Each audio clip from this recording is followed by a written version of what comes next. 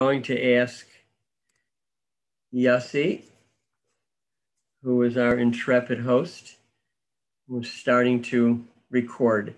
So again, we'll dedicate tonight's SHIUR to Tzipora Bat Chaim Mordechai, Magda Krause's mother of blessed memory, and Clarice Barrett, Chaya Sarah Bat Meir and Penina, David's mother, Zichrona Livracha, and also to Yocheved's mother, Shena Sivia Bat Abba Yosef, the 4th of Av. And hope that there will be an Aliyat Neshama for the 3 of those special ladies.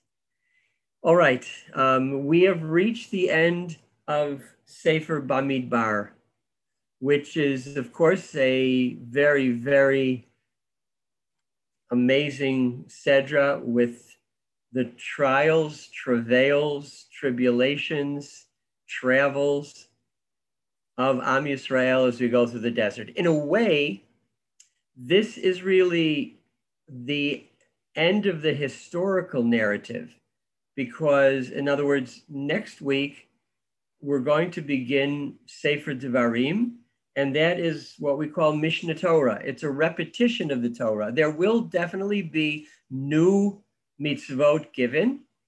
So it's not just going over mitzvot that have come before, but in terms of the action, in a sense, the real action is ending here, except perhaps for the death of Moshe Rabbeinu. So this really is, some would almost say that it's the end of one Torah and next week begin almost a different kind of Torah. So I want to look back with you, and I want to try to encapsulate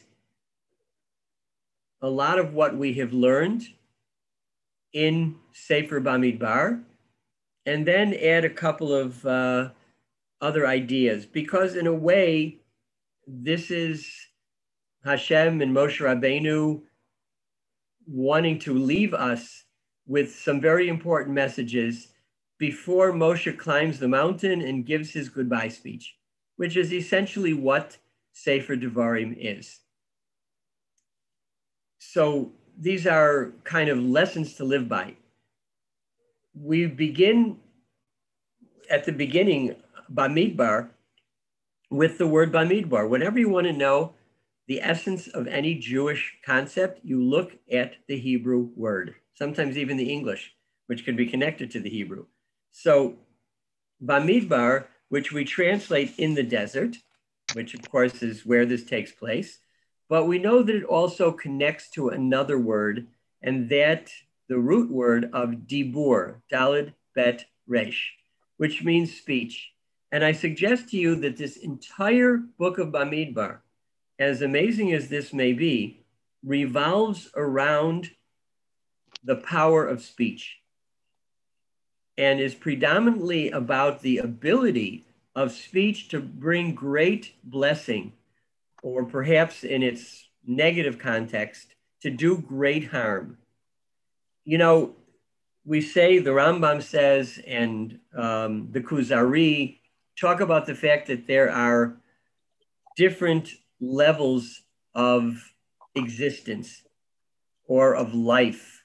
There is, first of all, domain, that which is dormant, that which is inanimate. That would include rocks, any type of mineral, that which, just basically is there with no movement. The next level is someach. That is vegetation or anything which grows. So basically, we're talking about the vegetative world. The next on the list is chai, things which are alive. And obviously all types of of life, anything which has life. The next level, the fourth level is, and again, we're going higher in terms of the complexity of God's creation all the while, is of course medaber, that which speaks, primarily human beings, although of course there is the ability to communicate with other life forms. There is also a fifth level, and that level is Yisrael, that we have a unique presence and capability and quality as a member of the Am Segula, which incorporates the ability to speak, but in such a way that enhances spirituality. So it's particularly, I think, appropriate, that we see and look at this Sefer Mabinbar as being about speech and its tremendous power. So let's look back for a moment. In Parshat Naso, we have the story of the Nazir. The Nazir takes a vow of abstinence. He uses the power of speech, and we'll talk about this more a little bit later, to, in a sense, surround himself within a certain framework of behavior, what he can and can't do, simply by the fact that he takes a vow. In the same Parsha of Naso, we also have the Birkat Kohanim, this three-part blessing of the Kohanim, which they would pronounce, of course, in the Beit HaMikdash, and which has remained with us to this day, especially in Israel, where we have it every day, sometimes twice a day. In almost all places, there are a few places up north, they have a little different custom, but essentially all over Israel. And sparsely on Chagim outside of Israel. And these words that the Kohanim pronounce bring blessing upon Israel, and they're very specific blessings of wealth, of safety, of enlightenment and education, intelligence. That's in Naso. We go then to Parshat Bahalotcha, and there we see other incidents that take place because of the power of speech. The people who have missed out on bringing the Korban Pesach, they speak out and they petition Hashem through Moshe to give them another chance, which of course is granted. Later in the same Parsha, on a more negative level, the people will complain bitterly about their living conditions. And at the end of this Parsha of Balotcha, more dibur, in this case, Lashon Hara, or dibur ra, where Miriam and Aaron criticize their brother Moshe and speak out, in a sense, against him. Then we move on to Shlach. In Parshat Shlach, which is essentially the story of the Meraglim, it's about the negative report that they bring back regarding the conquest of Israel, what they say, and what Yoshua and Caleb say in response. And also in this Parsha, Moshe enunciates the Yud Gimel Midot, the 13 attributes of Hashem, which we are to say and recite and pronounce when we want to seek God's forgiveness and avoid, any kind of catastrophe. Hashem teaches Moshe this series of qualities or modes of God that we say quite often. We say it every day in the davening as well. Hashem, Hashem, kel rachum b'chanun, erech apayim, rav chesed v'yamet, etc. That's Parshat Shlach. Then we go to Parshat Korach. And there too, we see, again, very prominent, the issue of speech, talking out. And Korach, who's a very gifted speaker, he uses this power of speech to speak out against Moshe's leadership, against Moshe, against Aaron. And lead a rebellion, which of course ultimately fails. He uses all these clever cliches, which again, he has the gift of gab. But in the end, in a kind of mida keneged mida, the earth opens its mouth and swallows up Korach and his followers in this very miraculous event. And as Chazal say, he opened his mouth against Moshe and Aaron, and the earth answered by opening its mouth. Then we come to Parshat Chukat. In Parshat Chukat, again, we see the people voice numerous complaints against Moshe and Aaron. Moshe is told to speak to the rock, to use the power of speech in order to produce water. But as we know, he strikes it instead, even though he had previously been commanded to strike the rock.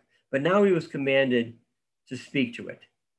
We also have in this Parsha of Chukat, one of only 2 songs in the Torah, along with SHIUR, the song of the books of war, wars of God, of Hashem. And it's a very kind of oblique poem or song that's written in a different form, as is SHIUR. In Parshat Balak, of course, it's all about speech. It's about Bilam being hired to curse Am Yisrael, but he ends up praising the Jewish people in very flowery language, some of which is still incorporated into our tefillot, and studied very beautiful prophecies that come out of Bilam's mouth. In Parshat Pinchas, we see the daughters of Tzlafchad boldly request that they be granted a portion in the land, a petition that is also answered favorably, and they have the will and the courage to speak out on something that they feel is an injustice, which ends in the law being changed. And finally, in our own Sedra, we kind of encapsulate all of this emphasis on speech when the Torah deals with the concept of vows and promises, how important it is to keep the promises that we make.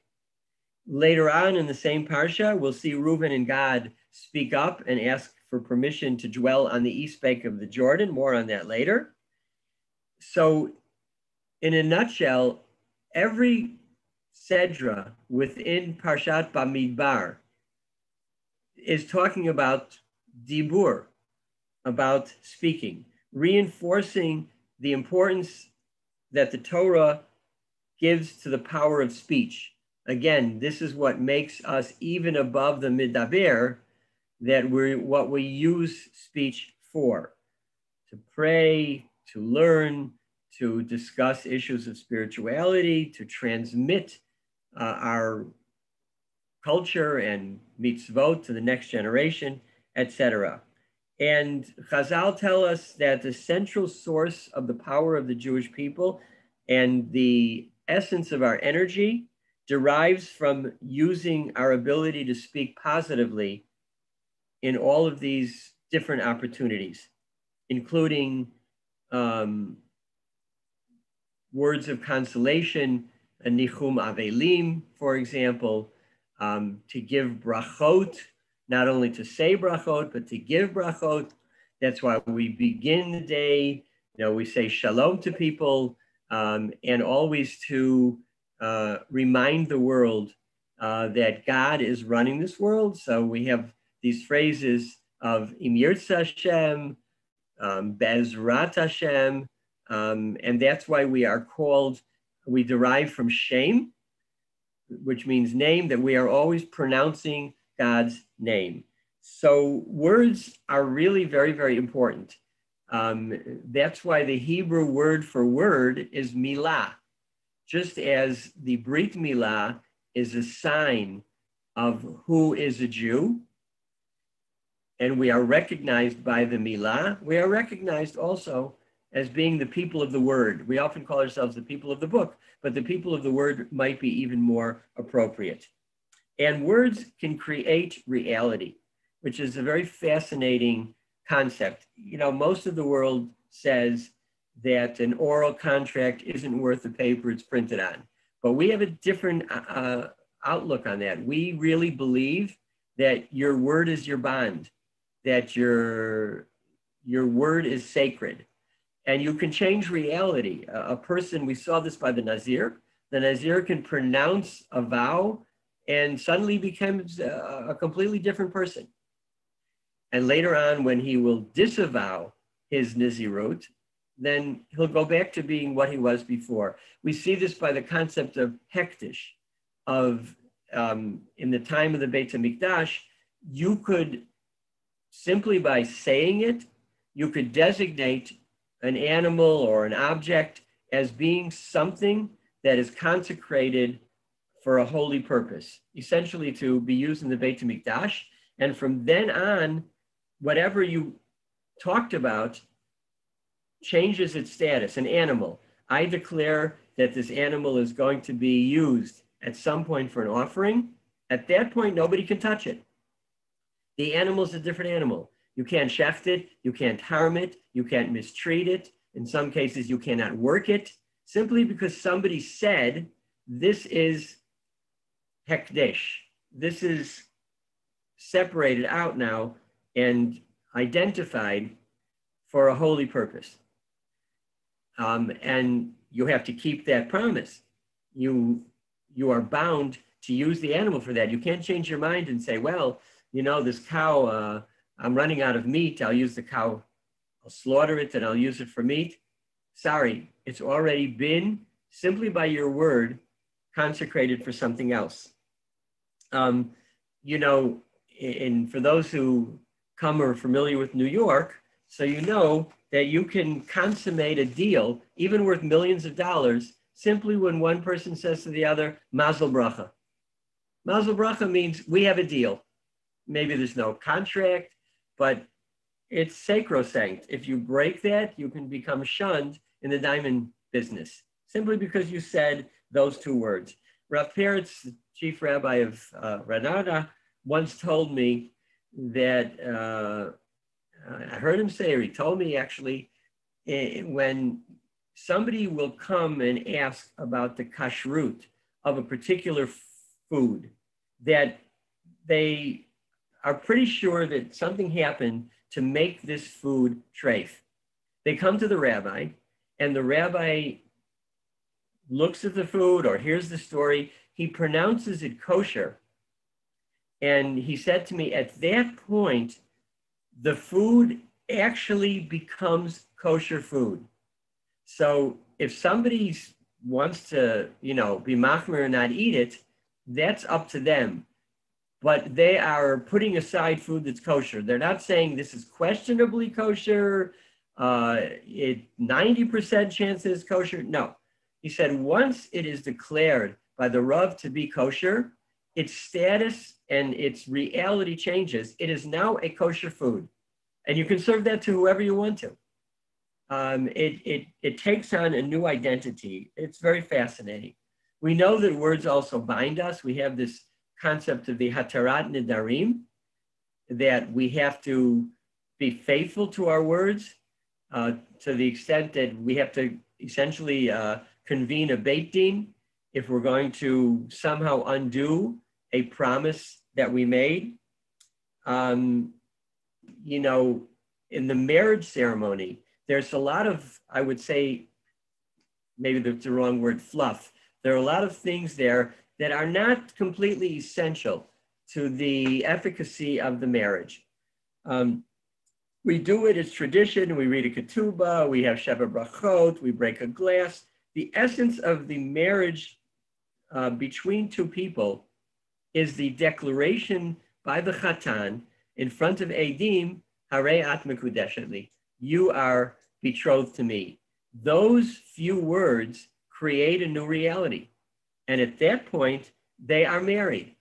And all the laws which apply to married people as opposed to singles now apply to them. You know, we might be familiar with stories of kids sometimes kidding around in school, and they give, in the old days, soda cans had a pop top. They would pop it and makes a kind of ring, etc. That's probably not Shavapruta, so maybe you could disavow the wedding on that. But I know people, and I know, I won't mention their name because a couple of them are quite famous, told me this happened to them, and they actually had to have that marriage annulled when they were 16, 15, 16, because they said Hareat in front of two people who were valid witnesses. Today, we go to a greater extent. We have people identify, you are my witness and nobody else, etc. But you see here the power of words. And as we're told in the very first opening lines of our stubble parsha, which say, Kol hayotze mipiv ya'aseh. Technically, it means all that you speak, you will do. But you can also read it, everything that comes out of our mouth, he will do, meaning Hashem. And that is, if you are careful with what you say, then at some point, Hashem will make that come true. So a very fascinating emphasis, which culminates in our Sedra, our double Sedra this week, about the power of speech and the importance of keeping our promises. I want to just focus on two other ideas that I think we're being left with, which are very beautiful ideas.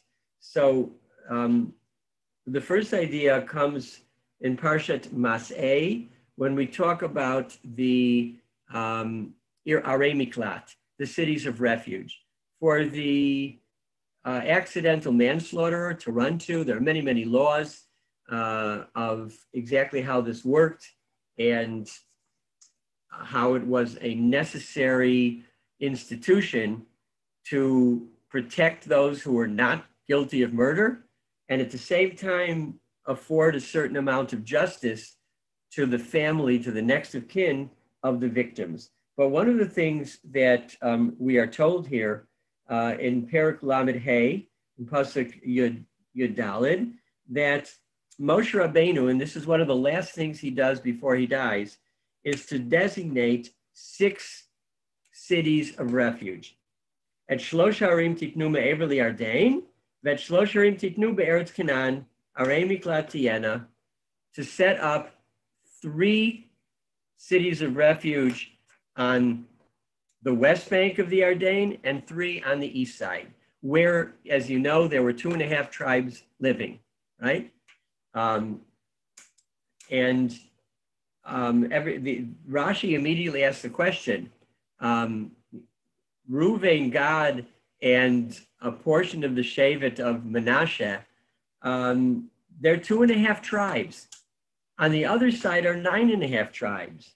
So Rashi asks the questions, and he says, Afal pisha be'eretz Canaan tisha shvatim b'kan enan ela shnayim b'chetzi hashavem minyan arei miklat shalahem.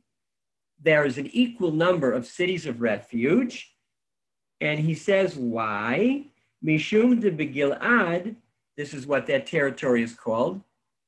Nefishei rotzchim. There is a preponderance of murderers. Even if they're involuntary murderers, it's still a crime. But why? What is it about those 2.5 tribes on the other side of the Jordan? Why would there be so much violence on that side? Now, people might tend to say, well, these tribes, in a sense, they went against the norm and against the nation as a whole when they said, we want to be on a separate side because, it's very good pasture land there. So one of the things that people would say is they probably put too much emphasis on the material, which meant that they didn't have the highest values in midot, and that's maybe why there was more violence there. But it's important to remember that these 2.5 shvatim, they promised Moshe that they would fight, because Moshe, as we'll see in a moment, and I'll talk about this, that Moshe is very resentful that you're not joining with the rest of the nation. And they said, when he in very charif, strong language, he says to them, "Ha'achechem yavo lamilchama, will your brothers go to war, v'atem teshvu po, and you'll sit here and not join them?" And they do join. And not only do they join for the 7 years it takes to liberate Canaan, but they remain on the other side of the Yarden for another 7 years until all the land is parceled out. They go me'alu me'ever. So they did a very noble thing. So why is it that there's such violence, such that they get their own 3 cities, even though there are only 2.5 tribes? So it's been suggested, I saw Rav Zweig, the very brilliant Rosh Yeshiva in Miami. And I'm not going to say Miami Ira Kodesh, but Miami. And even Miami Beach, actually. And he points out and he says, it's not so much that they were being punished, but the result of this, that they left their families for 14 years, meant that their children grew up without a father. During the crucial age, maybe as teenagers or earlier, 14 years is a long time. And there was no father figure there. The nuclear family was broken. And he says that's the result of that was without, although, mothers are great teachers and maybe, the essential role model, fathers are necessary also. And without teachings of the fathers to inculcate in their children these values of getting along with others and of being careful, because, involuntary manslaughter means that you weren't so careful. You shot an arrow and you were aiming for an animal for food. Well, let's not say for food, whatever. You shouldn't be killing animals for sport, but, and you hit somebody, or you weren't careful with your tools. So the head of an axe flew off the wood and killed somebody. Maybe with better guidance, those kinds of things wouldn't have happened. And I think it's a very brilliant explanation. And we see that in cultures where there is a great deal of violence, and, without being racist, in the Black community, you see this is most prevalent when such a high percentage of families do not have a father figure. And that's a direct cause. I think it's clear when these kids are growing up without the father figure that violence increases. And therefore, it was necessary to have more of these cities. Finally, I want to just, on this phrase that I quoted you, I always try when I come to Matos Maseh, because one of the great influences of my own life came from this Sedra. When studying in the yeshiva in Skokie, the dean of students, who was already, I'm not sure exactly how old he was, maybe middle to late 60s, he called an assembly of the entire student body. And I remember like it was yesterday, we came into this assembly hall. We didn't know what it was about. And he said to us in a very emotional speech, he said, every year when I read through the Torah, I come to this pasuk that Moshe uses to castigate these 2.5 shvatim. Your brothers will fight in the war and you will sit here. And he said, I ask myself, isn't Moshe speaking to me? Over there in Israel, there are wars that go on. People are, in danger, engaging in self-sacrifice. And I sit here in Skokie, Illinois, And he said, I've decided that I can't do it anymore. I am packing up and I'm moving to Israel. And even though he was elderly, you know, when we were kids then, he probably was even younger, but, you know, we had a different perspective when you're, you know, 16, 17. But it made a tremendous impression on me. And that haunting phrase, your brothers are fighting the wars for Israel, and you're sitting here in the lap of luxury and in contentment. Maybe it's not that way in every country, but at least then there. And it had a major impression on me. And I would think about that myself every time I came to this week's Parsha, until finally, like Dr. Babad, who was from a very significant elite rabbinic family. Babad means Ben Av Beit Din. And you'll see that named a lot of great Rabbanim. And he himself was a tremendous Talmid Chacham. And until I followed somewhat in his footsteps at a much, much younger age and came to Eretz Yisrael and Medinat Yisrael. So a lot to think about. I think ending on, you know, these ideas of using the power of speech, of committing oneself to Israel, and of taking good care of our families and being role models for our children. These are very, very special midot and values and messages to end a sefer. And it's very powerful, especially when you have a double sedra. So in advance of Tisha B'Av, when we mourn and we commemorate the destruction of a community, we think about perhaps the messages that Moshe was sending to build a community and sustain a community, so this kind of thing wouldn't happen. Chazak, chazak, v'nitchazek. If anybody has a comment, we'll take a couple of minutes. I'm happy to hear you. Yeah, you reminded me of that when we say tachnun, a lot of those things, shabnun, bagadnun, have to do with speech. Yes, you're right, Leah. A great majority of the al-chaitz, when you look at the al-chaitz, come the Yamim Norim, you'll notice that the single greatest common denominator is speech. So quite right. Yes. Thank you for that. Any other comments or questions? Remember, if you don't have any questions, that means you agreed with everything I said. So I'm okay with it. I have a question. Speak. My question is, and I have this question every year, why did Reuven and God start with talking about the material things and not say right away? Because don't misunderstand. We're going to fight.